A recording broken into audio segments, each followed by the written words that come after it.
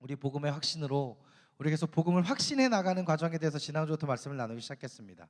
그 두 번째 이야기로 잃어버린 복음의 열정이라고 하는 주제로 함께 말씀을 나누기를 원합니다. 바울은요 고린도 교회에 예수 그리스도 복음을 간단히 소개했습니다. 사실 복음을 이렇게 간단하게 소개하고 쉽게 소개하기는 사실 아주 어렵습니다. 저는 말이 길어갖고요. 웃음 포인트가 아닌가 봐요. 네, 고마워요. 네, 바울은 우리가 평생 의지하며 살기에 충분할 뿐 아니라 우리를 영광으로 인도해 줄 그 진지함에 대한 그 진리에 대해서 단 몇 마디를 제기했습니다. 그것은 곧 한마디인데요. 바로 복음을 알라라고 이야기하는 거예요. 이 몇 마디의 말씀 안에 우리 모두가 재발견해야 할 진리가 담겨져 있습니다. 복음은 단지 기독교를 소개하는 내용이 아닙니다. 복음은 기독교의 진리 그 자체입니다. 디모데전서 1장 11절에서 복되신 하나님과 그분의 아들 예수 그리스도의 영광스러운 복음을 그 중에서도 가장 중요한 위치를 차지한다라고 함께 말하고 있어요. 복음은 구원의 메시지이자 우리를 성화하고 이루는 수단입니다. 신앙생활에 바르고 순수한 동기를 부여하는 원천이 되는 거예요. 고린도전서 15장 1절에 따르면 바울 사도는 이미 고린도 교회에 복음을 전했습니다. 또한 믿음으로 그들을 낳은 영적 아버지다라고 고린도전서 4장 15절에서 바울은 고백하고 있단 말이에요. 그러나 바울은 그들에게 복음을 계속 가르쳐야 할 필요성을 절감했어요. 그들에게 복음의 기본 진리를 상기시켜 주어야 했고 복음에 대한 그들의 지식을 넓혀주고 싶었습니다. 이것이 바울이 고린도 교회를 향한 마음이었어요. 그들의 회심은 세상에 사는 동안은 물론이고 또 영원히 지속돼야 할 신앙의 여정이지만 곧 그리스도 예수의 그 복음 안에서 계시는 하나님의 영광을 발견해 나가는 그 긴 과정에 바로 첫걸음에 있었기 때문입니다. 우리가 살아가는 세상은요 무한한 가능성을 제공합니다. 그뿐만 아니라 수많은 선택의 길이 서로 앞다투어서 우리의 관심을 끌려고 애를 씁니다. 기독교도 예외가 아니에요. 우리가 연구하고 묵상해야 하는 성경의 주제는요 그야말로 무궁무진합니다. 평생 동안 살펴봐야 할 성경의 진리는 우리가 다 헤아리기도 어렵습니다. 그러나 그 모든 주제를 압도하는 한 가지 주제가 있는데요. 그 주제는 성경의 모든 진리를 이해하는 데 가장 필요한 또 가장 중요한 토대를 제공합니다. 그것은 바로 예수 그리스도의 복음이에요. 복음을 통해서 교회와 그리스도의 삶에서 하나님의 능력이 가장 확실하게 드러납니다. 기독교 역사를 살펴보게 되면요 하나님의 나라를 추구하는 열정이 남달랐던 그 믿음의 선배님들, 믿음의 선조들을 삶을 볼 수 있습니다. 그분들의 삶과 그 사역을 주의 깊게 살펴보면 많은 차이 가운데에서도 한 가지의 공통점을 찾을 수 있는데요 그들의 젊은 시절에 자신의 삶을 드리고 삶을 불태워서 예수 의욕적으로 살아간 이유는요 바로 복음 때문이었습니다. 다음 없는 열정을 불태울 수 있었던 이유도 바로 예수 그리스도의 그 인격과 사역을 통해서 하나님이 우리를 위해서 행하신 일을 끊임없이 배우고 깊이 이해했기 때문입니다. 이게 무슨 얘기냐면 복음을 살아내는 것이 은혜로 끝나지 않고 하나님께서 우리 인간을 향한 나를 향한 하나님의 끊임없으신 하나님의 행하심을 더욱 알게 된다라는 거예요. 그렇기 때문에 매일매일 경험하는 그 하나님의 그 행하심에 더욱 그들의 열정이 더하여질 수밖에 없었다라는 것입니다. 우리는 복음, 즉 좋은 소식이라고 하는 그 원어를 빗대어서 그리스도인들을 복음주의자라고 부르는 이유가 있습니다. 그리스도 안에서 복음 안에서 우리의 정체성과 삶의 목적을 발견하기 때문에 우리를 복음주의자라고 이야기하는 거예요. 또 우리가 복음주의자라고 불리는 또 다른 이유는 뭐냐면요 우리는 그 복음을 믿으며 그것을 하나님이 인간에게 계시하신 진리의 핵심이라고 확신하기 때문입니다. 여러분 한 가지 질문합시다. 제가 여러 번 이야기했기 때문에 분명히 기억하실 것이라고 믿고 여러분께 질문을 하면 여러분 우리가 왜 기독교인일까요? 우리가 왜 그리스도교일까요? 방금 제가 앞에서 이야기했습니다. 설교를 통해서 여러 번 이야기했습니다. 그렇죠? 이렇기 때문에 제가 먹고 사는 거예요. 네. 웃자고.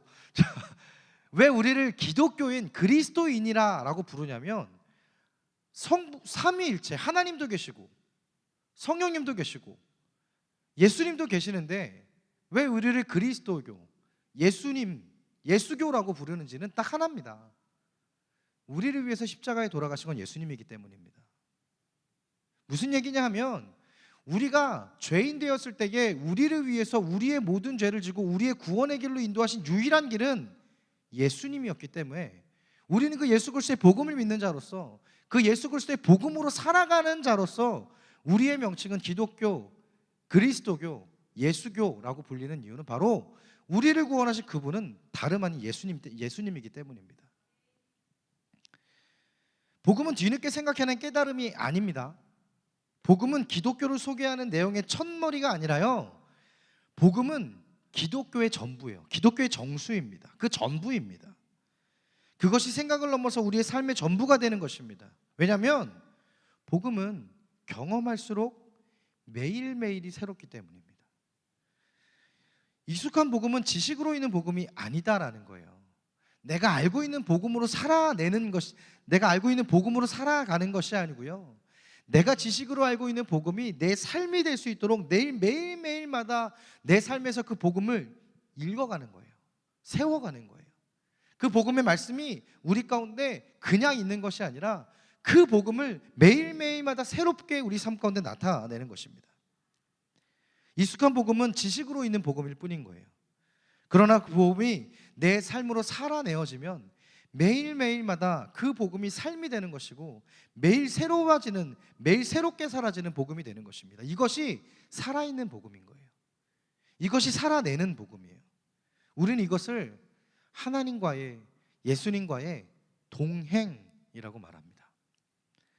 믿음의 선진들을 통해서 알게 되는 복음의 참된 열정과 복음의 진리를 아는 지식에서 비롯되는 겁니다. 복음의 아름다움을 더 알고 이해할수록 그 능력이 더 깊이 사로잡힐 수밖에 없는 거예요. 진정한 거듭남이라고 하는 것, 그것은 복음을 조금만 의식해도 내 삶이 반응하는 것을 의미합니다.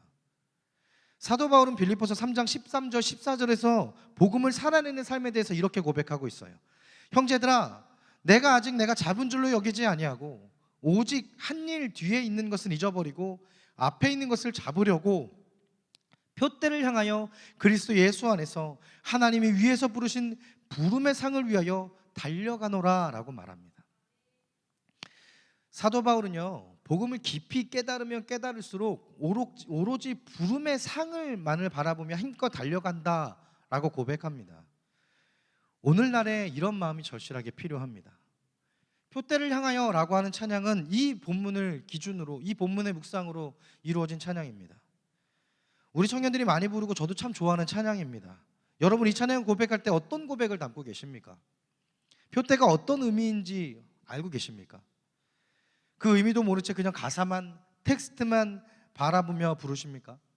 사도 바울의 표대는요, 자신의 온 삶을 들여서 오직 예수 그리스도의 복음만을, 그 복음을 전하는 사역을 위해서 자신의 지나간 삶은 돌아보질 수 없고 오직 내 앞에 있는 일, 하나님께서 이끄시고 보내시고 복음의 사명만을 위해서, 그 복음의 표대만을 위해서 내가 달려가노라 라고 하는 그 고백을 하고 있는 거예요. 그러니 사도행전 20장 24절에서 이렇게 고백하는 겁니다. 우리 한 목소리로 함께 읽을까요? 시작. 내가 달려갈 길과 주 예수께 받은 사명 곧 하나님의 은혜의 복음을 증언하는 일을 마치려 하면은 나의 생명조차 귀한 것으로 여기지 아니하노라 라고 말하는 거예요. 우리가 잃어버린 것, 우리가 회복해야 하는 것이 바로 이 복음의 열정입니다. 복음을 더욱 알고자 하는 마음이 없다면 우리는 살아낼 수 없는 거예요. 살아낼 수 없다면 우리는 복음을 전할 수 없는 것입니다. 인류의 역사와 구속사 속에서 바울 사도는요, 하나님의 그 나라를 세우는 데 가장 위대한 도구로 사용되어졌습니다. 그는 유례없는 박해가 이루어지던 그 시기에 로마 제국 전역의 복음을 전했습니다. 기독교 사역자가 된다라는 것이 무슨 의미를 갖고 있는지 확실하게 그 본을 보여줬던 사람이었어요. 바울 사도는 인간에게 전달된 메시지 가운데에 가장 믿기 어려운 메시지를 전하였습니다. 그 모든 역사를 이루어냈습니다. 바울은 당시 지성으로서는 매우 탁월한 재능을 가진 사람이었어요. 그러나 그의 사역에 능력이 발휘한 이유는 그런 재능 때문이 아니다라고 사도 바울은 고백합니다. 그 능력이 발휘된 것은 복음을 충실하게 선포했기 때문이다라고 그는 고백하고 있어요. 고린도전서 1장 17절 그리고 1장 22절에서 24절까지의 말씀이 이렇게 고백하고 있습니다. 그리스도께서 나를 보내심은 세례를 베풀게 하려 하심이 아니요 오직 복음을 전하게 하려 하심이로되 말의 지혜로 하지 아니함은 그리스도의 십자가가 헛되지 않게 하려 함이니라. 유대인은 표적을 구하고 헬라인은 지혜를 찾으나 우리는 십자가에 못 박힌 그리스도를 전하니 유대인에게는 거리끼는 것이요 이방인에게는 미련한 것이로되 오직 부르심을 받은 자들에게는 유대인이나 헬라인이나 그리스도는 하나님의 능력이요 하나님의 지혜니라 라고 고백합니다. 그것을 모르는 자들에게는 미련한 것이다 라고 이야기해요.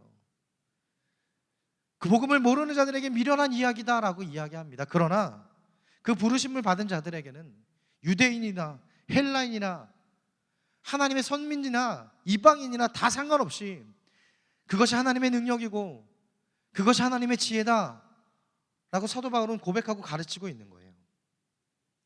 바울 사도는요 그 삶 자체가 설교자였던 사람이었어요. 복음이 그의 내면에 결코 가만히 가두어둘 수 없는 사람이었습니다. 복음 때문에 그의 삶은 뜨거운 사람이었어요. 전하지 않고는 견디지 못하는 사람이었습니다. 그가 예수 그리스도를 알게 되고 믿게 되고 만나게 되고 가장 먼저 한 일이 무엇이었어요? 그의 눈에 눈꺼풀이 사라지자마자 그는 나가서 복음을 전했습니다. 그는 회당이 있는 곳이면 가서 그리스도의 복음을 이야기했습니다. 사도 바울의 삶을 가만히 묵상하면서 그는 왜 그렇게 복음에 뜨거운 사람이었을까? 그는 왜 그렇게 복음에 뜨거운 사람이었을까? 라고 하는 것을 묵상하면서 바라봤는데요. 여러분 믿지 않겠지만 제가 로마서 전공이거든요. 믿지 않으시죠? 네. 제 신학 중에 MDB 끝내고 공부한 게 로마서를 전공했는데요. 바울 신학 중에 가장 어려운 책이에요. 그 로마서를 묵상하면서 이 사람은 로마서 전체는 딱 한 가지 주제밖에 없어요. 예수 그리스도의 복음만을 계속 이야기하고 있는 거거든요. 여러분 복음을 정말 나는 깊이 그 복음을 묵상하고 알고 싶고 복음을 어떻게 전해야 할지 알고 싶으시면 로마서 8장을 통째로 외우시면 됩니다. 간사님들 기대하세요. 간사 훈련의 마지막은 로마서 8장의 암송입니다. 제가 늘 빼지 않고 하는 로마서 8장은요 예수 그리스도의 복음을 그대로 다 아주 진실하게 군더더기 없이 소개하고 있거든요. 근데 바울은 왜 이렇게까지 할까? 왜 이 복음에 대해서 그렇게 로마서 8장 지금 안 찾아보셔도 돼요. 나중에 찾아봐요. 꼭 설교 안 듣고 이런 거 먼저 보더라. 그러니까 까먹었잖아. 빠져나가면 안 되는데 오늘 긴데. 네. 다시 돌아와서 사도 바울은 이미 빠져나오긴 했는데 바울 사도는 왜 그렇게 복음에 대해서 뜨거울까라는 것을 고민해 보면요 그의 삶이 뜨겁지 않을 수가 없었어요. 왜냐면요 여러분 이따 뒤에서도 이야기하겠지만 복음은요 내가 전할 때 비로소 나의 복음이 됩니다. 복음은요 내가 아는 것으로 끝나는 것이 아니고요 그 복음을 다시 내 입술을 통해서 그 열정에 심어서 전할 때 그 복음이 정말 내 복음이 되는 거예요. 그렇다면 바울 사도는요 그것이 반복되는 삶이었어요. 그렇기 때문에 그의 삶에서 복음을 빼놓을 수 없었다고요. 그의 삶에서 복음을 제해 놓을 수 없었다는 거예요. 복음이 살아있다면 그 마음이 감추어지지 않는 거예요. 그러니 바울 사도는 이렇게 고백하는 거예요. 고린도 신자들에게 우리도 믿었으므로 또한 말하노라 라고 고린도후서 4장 13절에서 고백하며 또한 만일 복음을 전하지 않으면 내게 화가 있을 것이다 라고 고린도후서 9장 16절에서 바울 사도는 이야기하는 거예요. 무슨 얘기예요? 내가 전하지 않으면 나에게 화가 있을 거라고 이야기하는 거예요. 그러니 내가 전할 수밖에 없는 거예요. 오히려 역으로 이야기하면 내가 전하지 않으면 내가 저주를 받을 것이다 라고 그가 그 스스로 고백하는 건 내가 전해야만 한다라고 스스로에게 말하고 있는 거예요. 바울 사도는 복음을 전하는 것을 이토록 중요한 사명이었어요. 그의 설교의 모든 곳에서 그는 멈출 수 없는 복음에 대한 열정을 선포하고 있는 거예요. 복음이 살아있다면 그 마음에 감추어둘 수 없습니다. 복음과 동행하는 삶이라면 결코 그 복음을 부끄럽거나 숨길 수 없다라는 거예요. 그리고 복음을 전할 때 비로소 나의 복음이 되는 것입니다. 그 복음을 전함으로 나의 온 삶이 복음의 열정으로 동행하는 삶이 되는 것입니다. 여러분 복음을 부끄럽게 여기지 마십시오. 이 땅에 이 세대의 교회들이 가장 타락한 것은 다른 것이 아닙니다. 복음을 부끄러워하는 교회가 됐기 때문에, 복음을 부끄러워하는 성도들이 됐기 때문에 교회가 타락의 길을 갈 수밖에 없는 거예요. 하나님은 온갖 부류의 사람들을 콜링하시고 복음의 책임을 감당하시는 분이십니다. 성격이 진지하고 엄숙한 사람도 있고 낙천적이고 명랑한 사람도 있을 거예요. 그러나 그 복음 앞에 그 대화의 주제가 시작되어지게 되면 그 모든 사람이 그 복음 앞에 반응하는 사람인 거예요. 복음의 부르심을 받은 사람이 복음 앞에서는, 그 말씀 앞에서는 모든 반응은 같을 수밖에 없는 것입니다. 순수한 열정과 함께 그 복음의 영광이 환하게 드러나는 거예요. 복음이 가득 찬 사람에게서 나오는 것은 복음 그 자체인 거예요. 지금까지 저의 이야기에 대해서 여러분 대부분 동의하지 않을 거예요. 구태연하고 오래된 진리라고 생각할 수 있어요. 이렇게 생각할 수 있을 거예요. 저는 스스로 복음을 부끄러워하지 않았습니다. 그냥 복음을 전하려고 이야기하면 사람들이 피하니까 기회를 보면서 천천히 하려고 생각하고 있었어요. 그렇다면 한 가지 물어봅시다. 여러분은 이 교회 공동체를 떠나서 믿음의 사람들이 없는 곳에서 여러분은 얼마나 복음에 대한 이야기를 나누신 적이 있으십니까? 하루? 한 달? 1년? 혹은 10년? 여러분이 누군가에게 복음을 알지 못하는 사람에게 복음이라고 하는 예수 그리스도라고 하는 그 이야기를 꺼내본 적이 여러분 언제쯤이세요? 그 기간이 중요하진 않아요. 정말 중요한 건 뭐냐면요, 내가 교회라는 일상적인 믿음의 공동체를 벗어나면 나에게 복음을 생각하고 복음을 나누는 시간과 그 이유가 없다라는 것이 여러분 더 중요한 겁니다. 교회 안에서만 나에게 복음이라는 것이 상기되고 교회 문 밖을 벗어나서 우리의 삶 가운데 있을 때 내 가운데 복음이라고 하는 그 두 단어가 사라져 있는 삶을 살지는 않는지 여러분 한번 돌아보셨으면 좋겠어요. 제가 여러분과 지난 여호수아서의 그 콜링을 마무리하면서 간사님들을 세워가는 가장 중요한 사역은 훈련이라고 말씀을 드렸습니다. 양육입니다. 여러분의 지식이 저보다 훨씬 높을 거예요. 저는 일찍부터 수포자로 살아왔거든요. 저에게 이과적인 지식은 별로 없습니다. 숫자 위에 모자가 씌워지면서부터 저는 수학을 잊었습니다. 저희 딸이 저를 닮아가고 있는 것 같아서 참 그렇긴 한데 네. 그런 여러분이 저보다 훨씬 지식이 많으실 거예요. 그런데도 불구하고 여러분을 양육해야 하는 이유는 한 가지입니다. 청년들이요, 이성과 지성이 높아져 가면서 영성이 함께 성장하지 않으면 여러분은 스스로의 지식으로 하나님의 지식을 판단하는 때가 옵니다. 내가 알고 있는 지식으로 하나님을 이해할 수 없어서 나에게 믿음이 있는가? 하나님 진짜 있는지 믿지 못하겠는데요 라고 하는 반응이 청년들에게 한 번쯤 나타나게 됩니다. 그것은 뭐냐면 나의 사회적인 세상적인 지식은 높아져 가는데 하나님을 향한 지식이 나에게 아직까지 그대로 남아있기 때문입니다. 그래서 여러분, 지난번에 한번 여러분에게 제가 설교를 준비하면서 이런 책을 함께 나누면서 여러분의 설교를 준비할 겁니다라고 제가 소개했던 책 중에 지성에서 영성으로라고 하는 책이 있습니다. 센스 있어요. 지성에서 영성으로라는 책이 있습니다. 지난번에 소개했듯 여러분 혹시 기회가 된다면, 혹시 제가 지금 얘기했던 나의 이성으로 나의 지성으로 하나님을 이해할 수 없겠다라는 생각이 든다면 여러분 저 책을 한번 꼭 읽어보셨으면 좋겠습니다. 저 책에서 이야기하고 있는 건 한 가지입니다. 이성으로 지성으로 대한민국에 석학에 있었던 한 교수가 하나님을 만나게 되면서 그것이 이성과 지성의 완성은 영성이 있을 때 비로소 지성과 이성이 완성된다라고 하는 자신의 고백을 담은 책입니다. 이어령 고수의 책이거든요. 문학자의 그 평가를 여러분, 복음에 대한 평가를 여러분 한번 읽어보시면서 청년의 때에 꼭 한번 추천해 보고 싶은 책이기도 합니다. 저 가운데 있는 회심, 복음, 확신, 폴로쇼 책 시리즈인데요, 제가 전하고 있는 여러분 복음에 대한 이야기는 저 책을 중심으로 여러분과 함께 나누고 있습니다. 그리고 아브라함의 이야기가 여러분 중간중간 한번 등장할 텐데 거기에는 하나님의 열심이라고 하는 저 책에서 아브라함에 대한 복음에 대한 이야기를 한번 같이 매치시켜가면서 여러분의 복음에 대한 확신에 대한 이야기를 함께 연구하며 나눌 겁니다. 네, 저 책이 나와서 또 빠져나가서 어딘지 기억해야 돼요. 네, 죄송합니다. 청년의 시기에 양육은 가장 중요한 부분입니다. 지성과 영성이 함께 자라나지 않으면 안 되는 거예요. 그렇게 여러분의 양육을 포기할 수 없는 거예요. 여러분에게 복음을 말하는 것을 포기할 수 없는 거예요.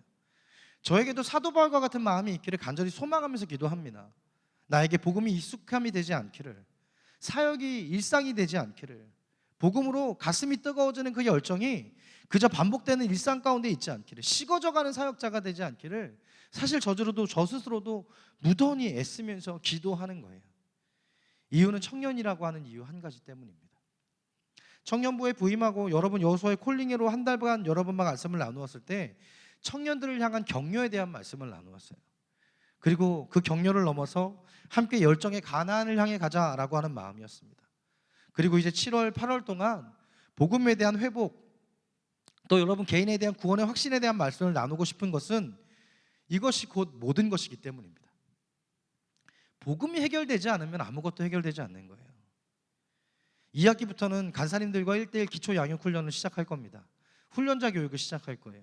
그리고 내년부터는 청년 제자 훈련을 시작할 겁니다. 그리고 제자 훈련을 통해서 리더들을 세워가면서 코어 리더십들을 세워가면서 복음에 대해서 더 깊이 훈련하고 싶기에 전도폭발 XE 훈련도 청년부 안에서 도입하려고 준비할 겁니다. 그리고 말씀을 더 알기를 원하는 지체들과 성경 신구약 개관에 대한 프로그램도 진행할 겁니다. 그리고 복음에 대한 복음 학교 훈련으로 로마서를 좀 더 깊이 보고자 하는 아카데미도 시작할 겁니다. 이런 이야기를 나누었더니 어떤 청년이 이런 이야기를 저에게 하더라고요. 목사님 왜 그렇게까지 하세요? 지금도 충분히 힘들어 보이세요. 근데 왜 그렇게까지 하세요? 라고 이야기하더라고요. 쉽지 않아요. XE 훈련, 전도폭발 XE 훈련 도입하는데 스태프들만 10명 이상 필요한 사역이기도 합니다. 그리고 그들이 1단계, 2단계 훈련을 수료해야 사실은 열 수 있는 프로그램이에요. 아직 그 사람들이 준비되지 않았다면 저 혼자 열심히 뛰어야겠죠. 신구약 성경 파노라마 4학기, 2년의 과정이 걸리는 훈련입니다. 로마서, 복음학교 적어도 한 학기 이상은 정말 많은 부분들의 책을 읽으면서 연구하지 않으면 안 되는 훈련입니다. 그런데 여러분 여기에 하나의 맥이 있습니다. 간사님들과 함께 시작하려고 하는 기초 제자 양육 1:1 기초 제자 양육 훈련, 그리고 청년 제자 훈련, XE, 그리고 성경 신구약 개관, 그리고 로마서 복음학교, 이 모든 것의 주제는 딱 하나입니다. 복음밖에 없습니다. 여러분 청년들이 왜 이단에 빠지는지 아십니까? 내 가운데 복음에 대한 기준이 없기 때문입니다. 내 안에 복음을 세우기 위한, 그 복음을 묵상하기 위한 기준이 없기 때문입니다.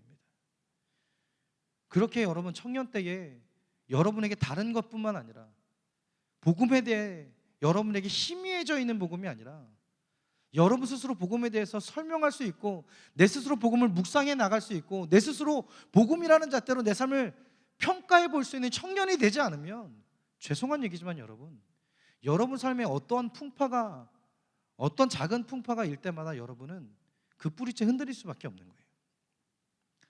여러분이 청년이니까요. 지금 함께 성장하지 못하면 안 되는 시기니까요.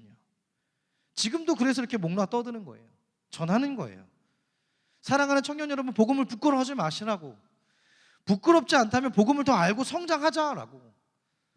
저는 복음이라는 것밖에 모릅니다. 복음 하나면 된다라고 하는 단순한 사역자입니다. 복음이 아니면 아무것도 해결되지 않는다라고 강하게 믿는 사람입니다. 포스트 모던의 시대를 넘어서서 하이퍼 포스트 모더니즘의 시대를 살아가고 있는 청년들을 향해서 더 이상 양보할 수 없는 건 여러분 복음을 내가 알았다라고 하는 흔적으로 남지 않게 하기 위함인 거예요. 그것이 저의 사명입니다. 현대 사회가 원하는 섬세함과 정교함이 결여되어 있다라고 생각하는 사람들이 많을 거예요.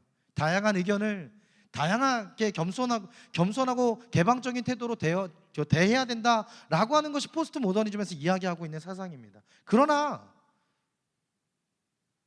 기독교에서 얘기하는 복음은요, 다양하지 않습니다.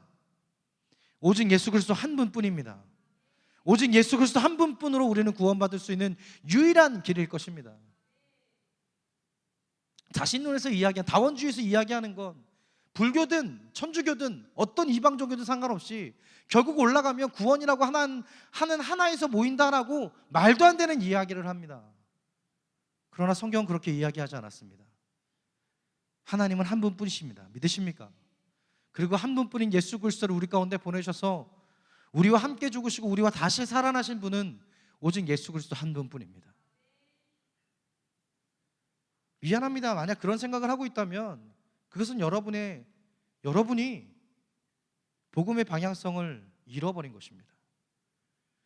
복음을 세상에 전하는 수단으로 복음을 세상에 전하는 수단으로 전도라고 하는 것을 지금 우리가 말하는 그런 미련한 방법입니다라고, 그러나 그 전도를 세상에 복음을 전하는 유일한 수단이다라고 전도라는 것을 선택하신 분은요, 하나님이십니다. 고린도전서 1장 21절에 이렇게 이야기합니다.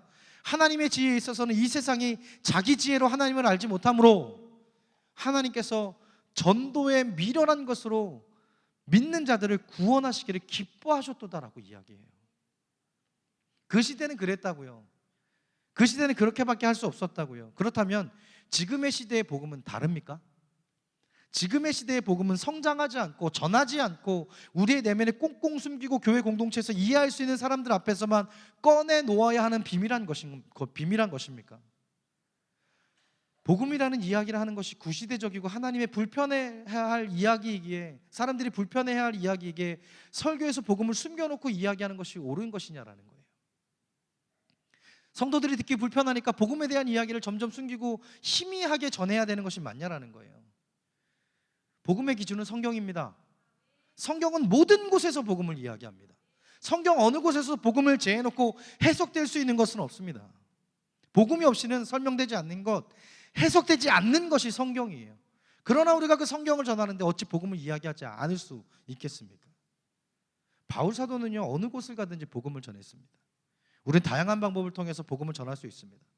복음이 변하는 것이 아니라 복음을 전하는 방법이 변하는 것입니다. 그러나 복음을 전하는 변하지 않는 방법은요, 설교입니다.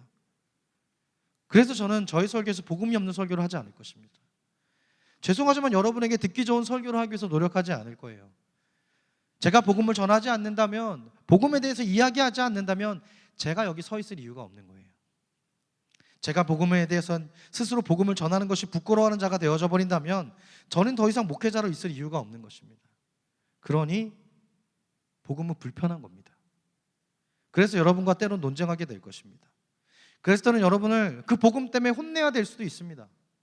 예배를 준비하는 자로서, 말씀을 준비하는 자로서, 가지고 가야 하는 리더를, 그 말씀을 가지고 나누어야 하는 리더를 준비하는 자로서, 훈련자로서 훈련생을 위해서 양육을 준비하는 자로서, 또 말씀이 없고 묵상이 없이 그저 몸만 와 있는 자로서 세워진 자리를 가볍게 여긴다라면 여러분의 양육자로서, 훈련자로서, 목회자로서 청년들에게 듣기 좋은 소리로 격려하는 가식은 사실 저에게는 중요하지 않습니다. 아니요, 그런 가식을 별로 좋아하지 않습니다. 양육받는 자로서 혼나야 한다면 혼낼 것입니다. 그것이 불편하다면 죄송합니다. 그냥 계속 불편하십시오. 저는 포기할 마음이 없거든요. 여러분의 마음에 눈에 들기 위해서 목회하지 않을 거거든요. 여러분 듣기 좋으라고 잘못했음에도 불구하고 엉덩이 다독거려주면서 격려만 하지는 않을 거거든요. 이전에도 이야기했듯 여러분, 저에게 가장 우선순위는 청년입니다. 청년이기에 아플 수 있고요, 청년이기에 어긋날 수 있습니다.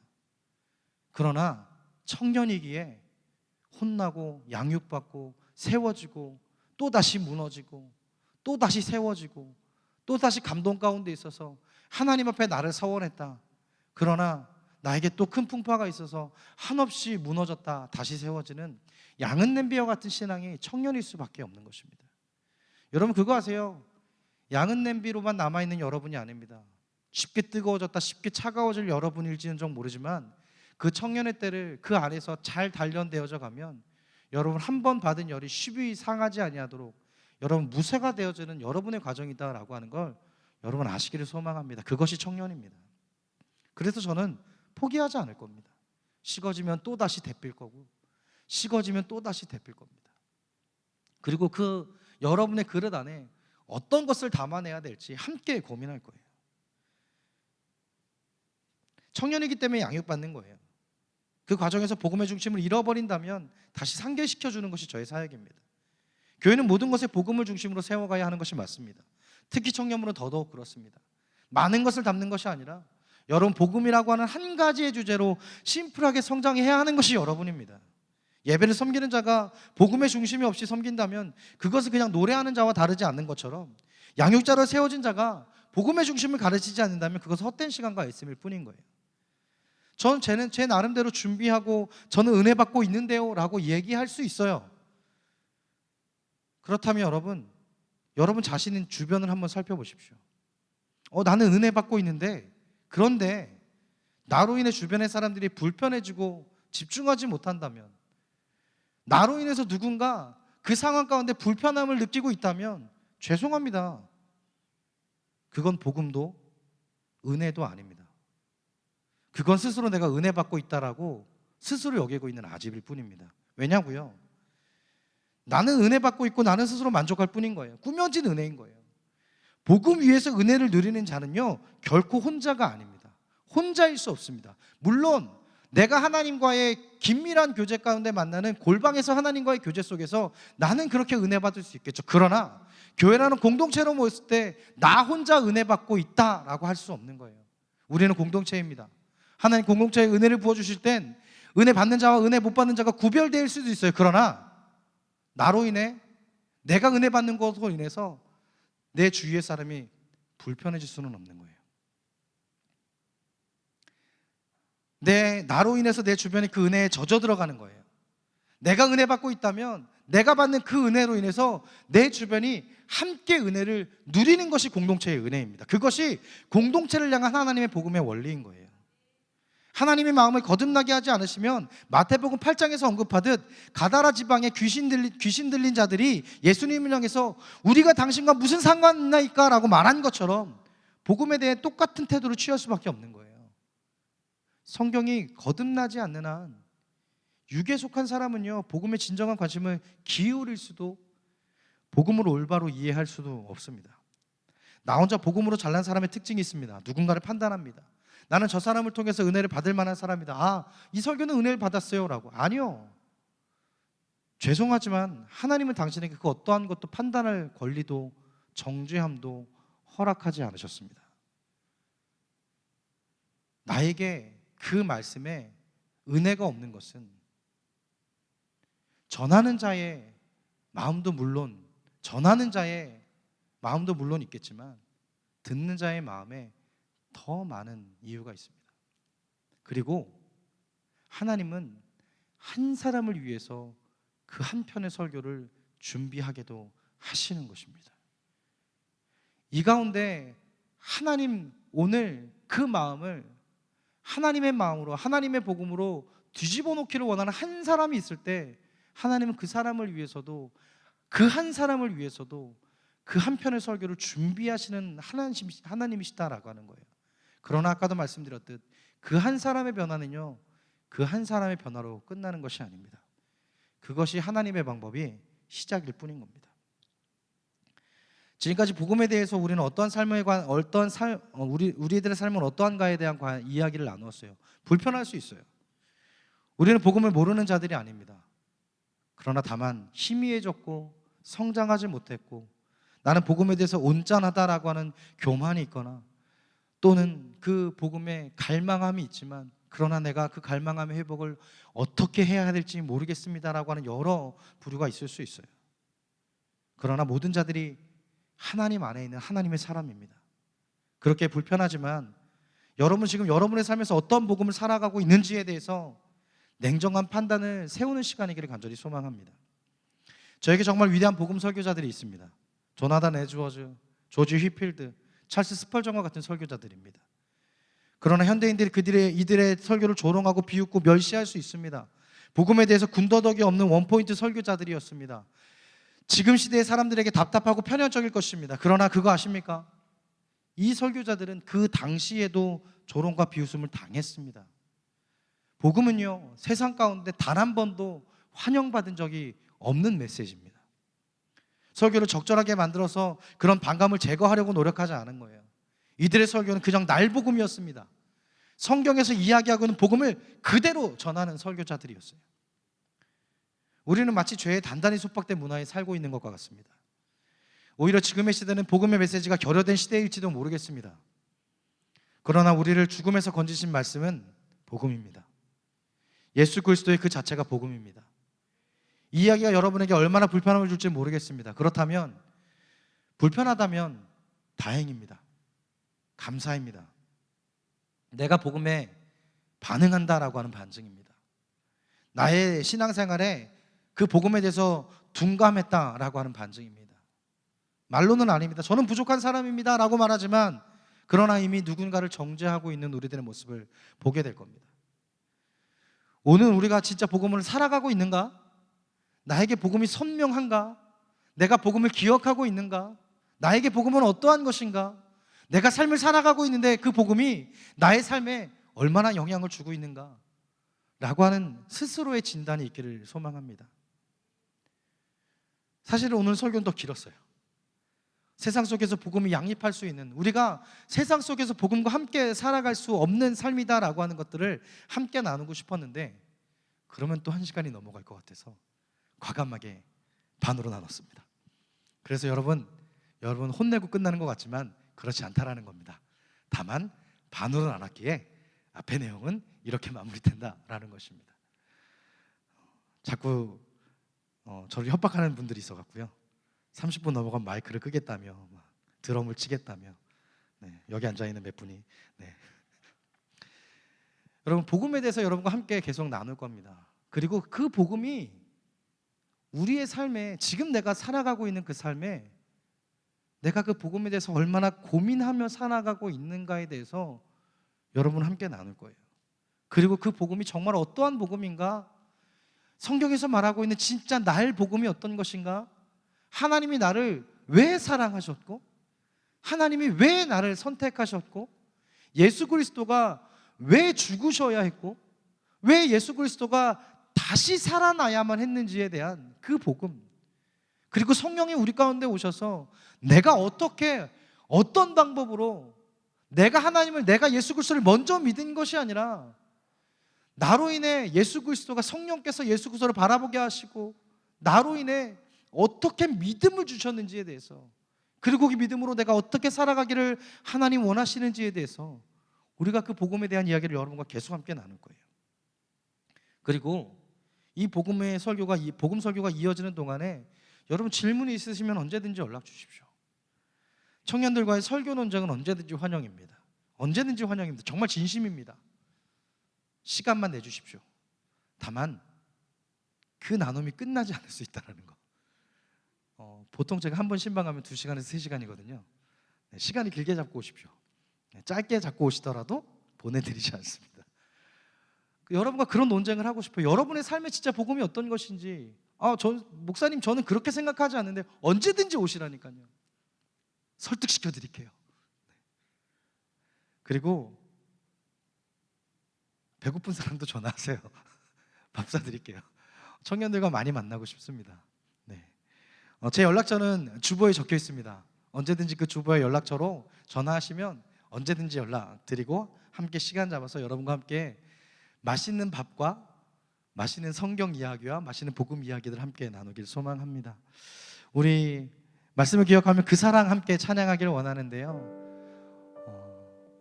여러분, 제가 새벽마다 빠지지 않고 하는 기도 제목이 하나 있어요. 기도가 뭐냐면요, 날마다 복음을 다시 묵상하는 거예요. 예수 그리스도의 복음을 아는 것을 말고요, 매일 새벽마다 부르짖는 거예요. 붙잡는 거예요. 하나님, 예수 그리스도가 나를 위해 죽으셨고 나를 위해 다시 살아나셔서 성령을 우리 가운데 주셔서 내가 그 성령이 내 안에 내주해서 그제서야 내가 눈을 들어 바라보니 그냥 나무 십자가였던 곳에 예수님이 있는 것을 보게 됩니다. 그 예수님이 다름 아닌 나를 위해서 죽으시고 나를 다시 살리기 위해서 죽으심으로 끝나심이 아니라 나와 함께 다시 살아나서 나를 하나님의 자녀로 다시 태어나게 하신 예수 그리스도의 그 복음이 오늘도 내 삶 가운데 우선순위가 되기를 원합니다 라고 하는 이 기도를 하루도 잊지 않거든요. 왜냐하면 어찌 보면 복음에 대해서 정말 가장 많이 익숙해져 있을 사람이 저인 거예요. 그 감동을 가장 많이 잃어버릴 사람이 저인 거예요. 그래서 의지적으로 고백하는 거예요. 여러분, 이 찬양 우리 함께 나누길 원하는데요, 그 사랑이라고 하는 이 가사를 잘 묵상하면요 복음 그 자체의 가사입니다. 우리 그 사랑 함께 고백하십시다. 아버지 사랑, 아버지 사랑 내가 노래해, 아버지 은혜 내가 노래해, 그 사랑 변함없으신 거짓 없으신 성실하신 그 사랑, 상한 갈 때 꺾지 않으시는 꺼져가는 등불 끄지 않는 그 사랑 변함없으신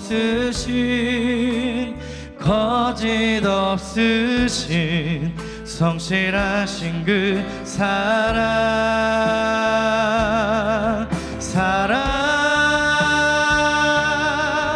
그 사랑 날 위해 죽으신, 날 위해 다시 사신 예수 그리스도, 다시 오실 그 사랑, 죽음도 생명도 천사도 하늘의 어떤 권세도 끊을 수 없는 영원한 그 사랑, 예수 그 사랑, 그 사랑 날 위해 죽으신, 날 위해 다시 사신 예수 그리스도, 다시 오실 그 사랑, 죽음도 생명도 천사도 하늘의 어떤 권세도 끊을 수 없는 영원한 그 사랑, 예수. 우리 시간 함께 기도할 때에 하나님, 예수 그리스도 나를 위해 죽으셨고 나를 위해 살아나신 분이십니다. 내가 그 예수 그리스도를 나의 구주로 믿습니다. 하나님, 그 구주 예수 그리스도의 그 복음을 아버지 내가 매일마다 묵상하며 하나님 안에서 그 묵상과 함께 그 말씀과 함께 그 복음과 함께 살아내는 자 되게 하여 주시옵소서. 익숙해져 있는 자가 아니라, 희미해져 가는 자가 아니라, 흔적으로 남아있는 복음이 아니라 하나님 우리의 모든 삶 가운데 살아내어지는 복음의 말씀 될 수 있게 해달라고, 예수 그리스도가 나의 구주이심을 내가 매일마다 묵상하며 나가는 우리들 온 삶이며 동행하는 삶이 될 수 있게 하여 달라고, 우리 주 한 번에 주 함께 기도하며 나아가십시다. 주여,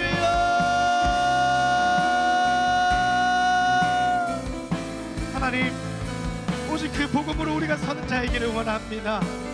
하나님, 복음을 알지 못한 채 우리의 삶 가운데 그저 하루하루 맡겨져 있는 삶을 살아가는 자가 아니라, 하나님 어려운 가운데도 분주함 가운데도 하나님 우리의 모든 삶 가운데 예수 그리스도 나의 구주 되심을 매일마다 나의 삶 가운데에 다시금 묵상하는 자 되게 하여 주시옵소서. 어제의 복음으로 살아가는 자가 아니라 하나님 오늘 무엇을 하나님 예수 그리스도의 그 복음을 통하여 오늘 삶 가운데에 아버지 그 복음으로 동행하며 나아가는 우리들의 삶이기를 원하오니, 우리 청년들의 삶을 하나님 진정하여 주시옵소서.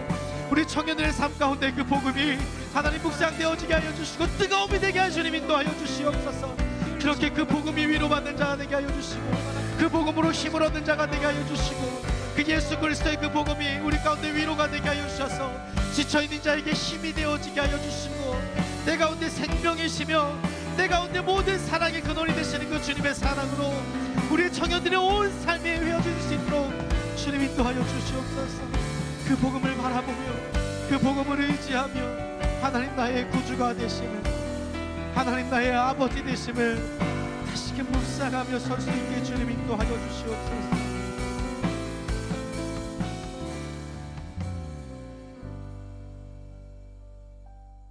하나님, 우리 청년들의 온 삶 가운데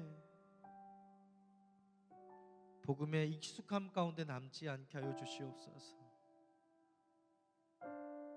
모태신앙으로 태어나면서부터 교회에서 자랐기에 익숙해져 있는 복음이 아니라, 머리로 알고 있는 복음이 아니라, 예수 그리스도를 묵상할 때마다 예수 그리스도 이 땅 가운데 나를 위해 오셨고 전혀 아무런 죄도 없으신 그분께서 나의 온 삶의 죄를 대신 짊어지시고 나를 위해 그 십자가를 지시고 그 육체를 찢으심으로 나를 위해 죽으시고 나를 다시 살리시기 위해 나의 온 삶 가운데 함께 다시 살아나사 내가 예수 그리스도를 믿고 하나님의 온전한 자녀로 회복되게 하신 그 예수 그리스도의 그 완벽하신 사랑, 하나님의 그 완전하신 사랑이 우리의 온 삶 가운데 살아 숨쉬게 하여 주옵소서. 그 복음으로 인하여 위로받는 청년들이 되게 하시고 그 복음으로 인해 하나님 안에서 그 뜨거운 열정으로 살아가는 우리 사랑하는 청년들일 수 있도록 하나님 인도하여 주십시오.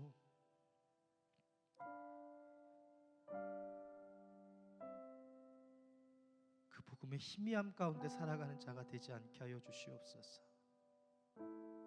그 복음이 우리의 온 삶의 열정이 되게 하여 주시옵소서. 지금은 우리 구주 예수 그리스도의 은혜와 하나님의 사랑하심과 성령의 감화 감동 위로 교통 충만하심의 은혜가 예수 그리스도가 나의 주인이시고 예수 그리스도가 나의 이유이시고 예수 그리스도가 나의 생명이기를 매일의 삶 가운데 묵상하며 하나님과 동행하기를 소망하는 사랑하는 우리 예당국 청년부의 모든 머리 위에 이제로부터 영원까지 함께 있을지어다. 아멘.